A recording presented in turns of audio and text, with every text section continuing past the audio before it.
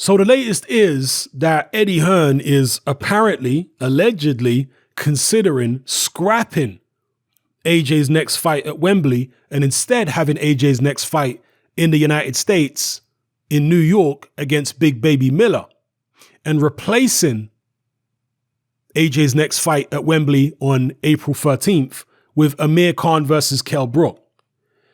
Now, the initial reaction that I'm seeing online from most boxing fans is that Khan Brook is not a Wembley fight. And I agree. A few years ago, maybe it was. But right now, Khan Brook is not a Wembley fight. There's no world title on the line. Both guys have lost since then. And obviously Khan already had losses, but he's lost even more times, okay? Over the past few years, obviously there was the Canelo knockout and all that kind of business. So, and, Kell Brook losing back-to-back fights to Golovkin and Errol Spence. So the fight don't have the same luster that it used to have when at least Kell Brook was a world champion and Khan was still coming off credible wins rather than, a win over a couple of C-level fighters and D-level fighters after getting KO'd by Canelo.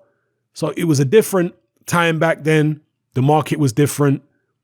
The fighters were seen in a different way than they're seen now in terms of Khan and Brook. So I'm in agreement that Khan Brook, Brook Khan is not a Wembley fight for April. They would have to do an unbelievable promotional job to be able to even come close to filling out Wembley for Khan Brook. Maybe I'm wrong. Maybe I'm underestimating the amount of support that Khan and Brook still have. And if that's how you feel, let me know in the comments section. Okay, I could be wrong. I don't know the numbers that these guys are doing for their fights on television. I don't have all the attendance records in front of me to look at. So you let me know if you're wrong. But that's my intuitive feeling. I'm in agreement with most people thinking that Khan Brook can't fill out Wembley. That's an 0-2 fight. At best, a fight at maybe Bolton's football ground or Sheffield United's football ground. But Wembley, it's not big enough for that. As far as Joshua versus Miller, this is a fight I've always liked. Is it a fight that I would prefer over Joshua versus Wilder? Hell no. Is it a fight I would prefer over Joshua versus Fury? Hell no. But is it a fight I would prefer over Joshua versus White? Yes, I would. I would much prefer Joshua Miller over Joshua White too.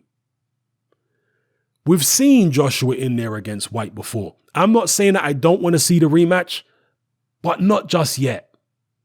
I'd prefer to see Joshua fight the aforementioned fighters. And Miller is one of them. Miller, although not being a devastating knockout puncher, he is extremely physically strong. He appears to have a good chin. He's shown no vulnerability in the punch resistance department so far. He's aggressive. He believes in himself. He's got a tremendous work rate. I do wonder whether Anthony Joshua would be able to keep this man off of him for 12 rounds if it goes that long. I do wonder what would happen if Miller's able to push him up against the ropes, hit him to the body, apply the pressure. I'm not convinced by Anthony Joshua's stamina. I'm not convinced at all. Yeah, he's been rounds. He went the distance against Joseph Parker. That fight was fought at a snail's pace. How many punches did Anthony Joshua throw in that fight? How much pressure did Joseph Parker put Anthony Joshua under? How many body shots did he hit him with? And on top of that, you had a referee who wouldn't even allow Parker to fight on the inside or either of them to fight on the inside. So in a fight so slow-paced, it's not so hard to go the distance.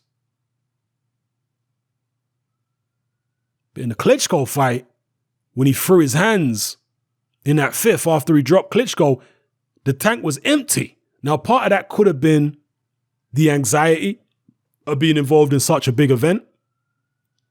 But to me, even against Carlos Takam, where there wasn't that anxiety. Yes, maybe you got a busted nose. Who's to say you won't get a busted nose against Jarrell Miller? Against Takam, Takam wasn't applying that much pressure. But to me, in them late rounds, AJ was looking kind of sluggish. He was looking kind of tired. He was drawing some deep breaths. And that fight wasn't fought at a frenetic pace. It was mostly Takam on the back foot. Occasionally, he'd jump in with some combinations and then back out again. Now, to be fair, AJ was muscle bound that night. I believe that was still his career heaviest, right?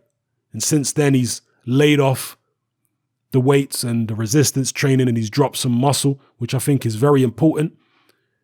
But it still remains to be seen how his stamina is going to hold up in a long fight where he's under constant pressure. We saw him under some pressure against Povetkin, but trust me on this one, people, Povetkin at 38, 39 years old cannot apply the kind of pressure that Jarrell Miller can apply. He can't. He's not as big as Miller. He's not as strong as Miller. He doesn't throw as many punches as Miller. Is he more skilled? Yes. Povetkin's a lot more skilled than Miller. A sharper puncher, better counter puncher, etc. But Miller has a self-belief about him, an arrogance, potentially a toughness, a relentlessness, a work rate, which I think can give Anthony Joshua a hell of a lot of problems.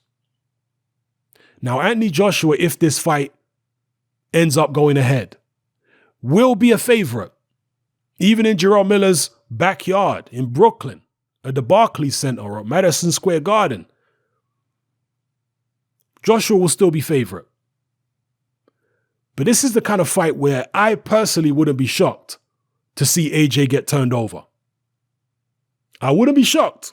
Again, I understand AJ is going to be favorite and he should be favorite. But Miller, don't underestimate him, people. Don't underestimate him. Now, people say Miller's too easy to hit, and when AJ cracks him, Miller's going to be hurt and all that kind of thing. Maybe he will. That really is the crucial point in this fight, is whether Jarrell Miller can take Anthony Joshua's power. If Anthony Joshua hits Miller on the chin and Miller just gobbles it up the way he gobbles up cheeseburgers, then Anthony Joshua's in trouble. I'm going to put my neck on the line and say, if Miller can take Joshua's power and he ain't intimidated or hurt by it, Joshua's in trouble. He's going to get walked down, outworked, and worked over by Jarrell Miller, in my opinion, if the power is not enough to keep Miller off. So it's a fight I like. It's a fight in which if Miller's chin can take it, I reckon there's a decent chance of an upset. Maybe AJ's going to work on mobility a lot going into that fight. Maybe he's going to shift even more weight, coming at 235 like he used to be early on in his career, and do his best Muhammad Ali impression for 12 rounds. I mean, we saw in the Povetkin fight, he was fighting with his left arm low, something we've never seen from him before. He was fighting in a bit more of a relaxed style against Povetkin. Perhaps he will try to do something like that against Miller, and perhaps it'll work. Perhaps I'm underestimating AJ here. Maybe that's what I'm doing. Maybe I'm not seeing the evolution that AJ's making as a fighter. Then again, maybe I'm not underestimating him. That's why I want to see the fight, because I've got questions in my head about this fight. From a stylistic point of view, I think Miller potentially has what it takes to give AJ all he can handle and maybe even cause the upset. And again, this is why I like the fight, because we haven't seen him in there against Miller. We've never seen him in there against anybody like Miller. With that size and strength, the confidence, the belligerence, the work rate. We ain't seen AJ in there with nobody like that before. So I want to see it. I would much rather see that than AJ versus White 2. Not that AJ versus White 2 is a terrible fight. At the end of the day, Dylan White has worked his way up the rankings and deserves a massive amount of credit for what he's done. And I would never begrudge Dylan White getting another title shot. He deserves it. But as a boxing fan, somebody who wants to see new and exciting fights, to me, this one takes priority over that. AJ versus Miller. Let me know how you feel in the comment section below. I'm sure there's a load of you that are saying Miller's garbage and he's just a fat guy that trains on cheeseburgers and fried chicken. As soon as he gets clumped by an AJ uppercut or a right hand, his already jelly legs are going to wobble even more. And we're going to see him crumple to the canvas in about 3 rounds. I'm sure there are going to be you guys out there saying that. And maybe you'll be right. We'll see. But I want to find out. I want to find out whether Miller is as dangerous as I suspect he is, or whether, you guys who think he's just absolutely terrible are the ones who are actually correct. I want to find out. Let me know how you feel in the comment section below. Will this fight happen? Will AJ take it in the United States? If AJ fights Miller in the US, to me, that is a sign that AJ don't really rate Miller. Because he didn't want to fight Deontay Wilder in the US. That fight had to be in the UK as far as AJ was concerned. And even still now, he's like, no, the Wilder fight's got to be in the UK. Maybe the rematch can be in the States, but the first fight's got to be in the UK. But if he's willing to just go over there and give Miller a voluntary shot in the States, to me, that shows that AJ, he sees Miller as maybe a tough guy and a decent contender, but nothing that he needs to be particularly worried about. That would indicate to me that he has a lot more respect as a fighter for Deontay Wilder than he has for Jarrell Miller. Let me know what you guys feel in the comment section below. It's happening, I'm out. Join me on Patreon. I upload a minimum of 2 podcasts every single week, covering a wide variety of controversial topics, as well as live stream Q&A sessions. Take a look on screen right now at some of the podcasts I've produced so far. For just $3 a month, the equivalent of about £2 a month, you get access to all my new podcasts and my entire back catalogue of past podcasts, including my popular Confessions of a Nightclub Bouncer series.